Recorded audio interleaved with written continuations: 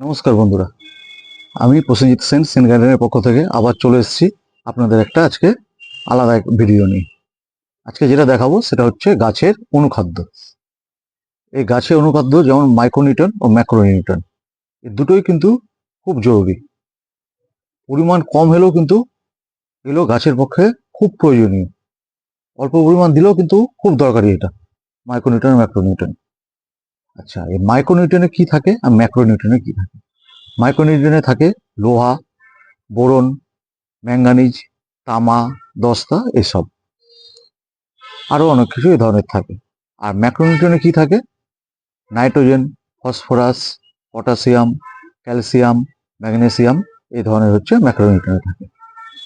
এই দুটো মিলে হচ্ছে একটা অনুখাদ্য, যা খুব গাছের উপকারী এবং দরকারিও। এর ফলে কি হয়, গাছে কি উপকারে লাগে? এর ফলে গাছের বৃদ্ধি ও বিকাশে সাহায্য করে কিন্তু এই অনুখাদ্য। গাছের রোগ প্রতিরোধ ক্ষমতাকে বৃদ্ধি করে, ফুল ও ফলের আকার বৃদ্ধি করে, আর কি করে? ক্লোরোফিল তৈরিতে কিন্তু এই অনুখাদ্য খুব সাহায্য করে। তাহলে এবার এই অনুখাদ্য তৈরি করতে কি কি লাগে? এই অনুখাদ্য তৈরি করতে যেগুলো লাগছে আমি একটু দেখিয়ে নিচ্ছি এবং তার সম্বন্ধে অল্প করে একটু বলে দিচ্ছি, একটু শুনে নেন। যেগুলো দিচ্ছি তার মধ্যে কি আছে, একদম ঘরোয়া উপায়ে খুব কম খরচে কিন্তু বাড়িতেই করতে পারবেন। আপনি বাড়িতে যেসব জিনিস থাকে সেগুলো দিয়েই আমি করে দিচ্ছি। এর জন্য নতুন করে কিছু কিনে আনতে হবে না। তাহলে একটু দেখিয়ে দিই। এই যে এটা হচ্ছে মুসুরির ডালের গুঁড়া। এই যে মুসুরির ডালের গুঁড়ার মধ্যে কি আছে? এর মধ্যে আছে প্রোটিন, কার্বোহাইড্রেট, ফাইবার, ভিটামিন ও খনিজ পদার্থ। এরপরে নিচ্ছে কি আমরা? ছোলার ডালের গুঁড়া।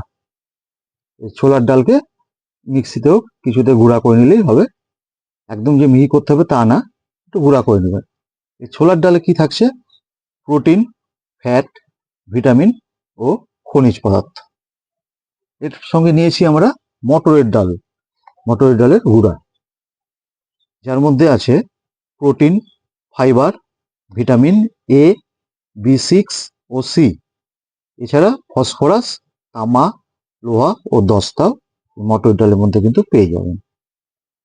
এরপরে আমরা নিয়ে নিচ্ছি কি? তিল। তিল আপনারা কিন্তু সাদা তিল বা কালো তিল দুটোই নিতে পারেন, যে কোনো একটা। আমি কিন্তু সাদা তিল নিয়েছি, কালো তিলও নিতে পারেন। তিলে কি থাকছে? তিলে থাকছে হচ্ছে calcium, magnesium, copper, zinc, iron, vitamin E ও বিভিন্ন ফ্যাটি অ্যাসিড থাকে এই তিলে। এরপরে নিচ্ছি আমরা সরিষার গুঁড়া। সরিষার গুঁড়াও একই, সাদা সরিষা নেন কালো সরিষা নেন, একই ব্যাপার। আমি কালো সরিষার গুঁড়া করে নিয়েছি। সরিষার মধ্যে কি পাচ্ছি আমরা? নাইট্রোজেন, ফসফরাস ও পটাশ, এগুলো পেয়ে থাকি এর মধ্যে। আর একটা নিচ্ছি হচ্ছে চালের গুঁড়া। এই চালের গুঁড়া, যে কোনো চালের গুঁড়া। চালের গুঁড়ায় আমরা কি পাই? চালের গুঁড়ায় পাই nitrogen, phosphorus, potash, amino acid, vitamin B ও স্টার্চ, যা কিন্তু গাছের কোষের কার্যকারিতা বাড়ায়। এই প্রতিটা উপাদান কিন্তু 40 থেকে 50 গ্রাম করে আমি নিয়েছি, অল্প করে নিয়েছি। আপনাদের গাছ হিসাবে আমি দেখানোর জন্য অল্প নিয়েছি, যেমন গাছ হিসাবে আপনাদের পরিমাণ বাড়াতে হবে। এর জন্য আমি নিয়েছি 4 লিটারের মতো জল, নর্মাল জল।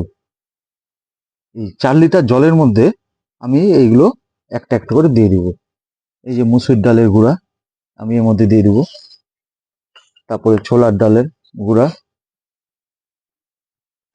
এই যে মটরের ডালের গুঁড়া দিয়ে দিলাম, এরপরে দিব তিলের গুঁড়া, তারপরে দিব সরিষার গুঁড়া, আর দেবো চালের গুঁড়া। এগুলো কিন্তু আমি একসঙ্গে দিয়ে দিলাম। দিয়ে এর সঙ্গে আর দুটো চারটা জিনিস একটু দেখাচ্ছি কি দিব। এর সঙ্গে দিব হচ্ছে কিছু তামার তার, যাতে এর মধ্যে তামাটা এর সঙ্গে মিশে যাবে, মানে এর থেকে বেরিয়ে এর সঙ্গে কিছু হলেও মিশে যাবে তামা। আর দিব লোহার জন্য এই কিছু জং ধরা পেরেক, এটা দিয়ে দিব।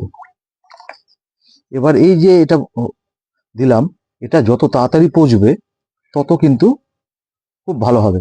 এবং পচার জন্য কি দরকার, আমাকে ছত্রাক লাগবে এর মধ্যে। ছত্রাক হলেই কিন্তু তার যত ছত্রাক হবে তাড়াতাড়ি এটা তাড়াতাড়ি পচবে। এই ছত্রাককে তৈরি করার জন্য, তাড়াতাড়ি যাতে এর মধ্যে ছত্রাকটা তৈরি হয়, তার জন্য কি দেবো, আমি টক দইও দিতে পারি, অথবা একদিন আগে ভেজানো অল্প করে সরিষার খোল। এই যে আমি দিচ্ছি, এটা সরিষার খোল। এর জায়গায় আপনি একটু টক দইও 2-3 চামচ টক দইও দিতে পারেন।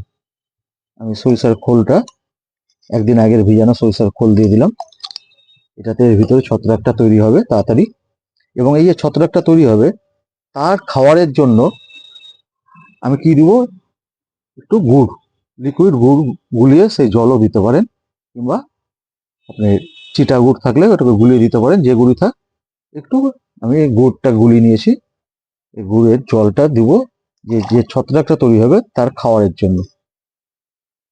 দিয়ে এবার এটাকে একটু ভালো করে আমি নেড়ে দিব।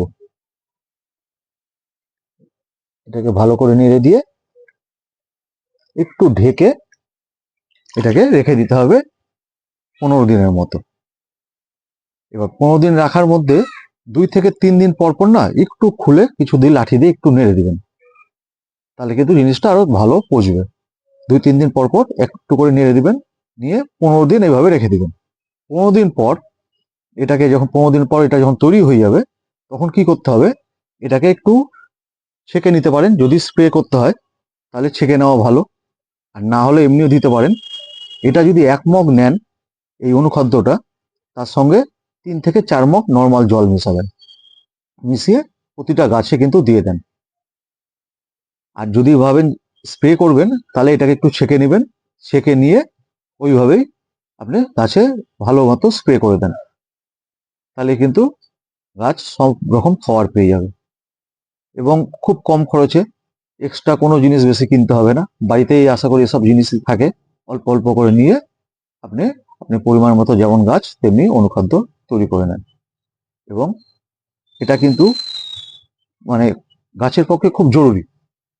পারলে মাসে একবার করে অন্তত চেষ্টা করবেন এটা গাছে দেওয়ার জন্য। ঠিক আছে বন্ধুরা, আজকে এইটুকুই। যদি ভিডিওটা ভালো লাগে অবশ্যই লাইক করবেন, এবং নতুন যারা দেখছেন অবশ্যই সাবস্ক্রাইব করবেন, এবং কেমন লাগলো কমেন্টে অবশ্যই জানাবেন। নমস্কার।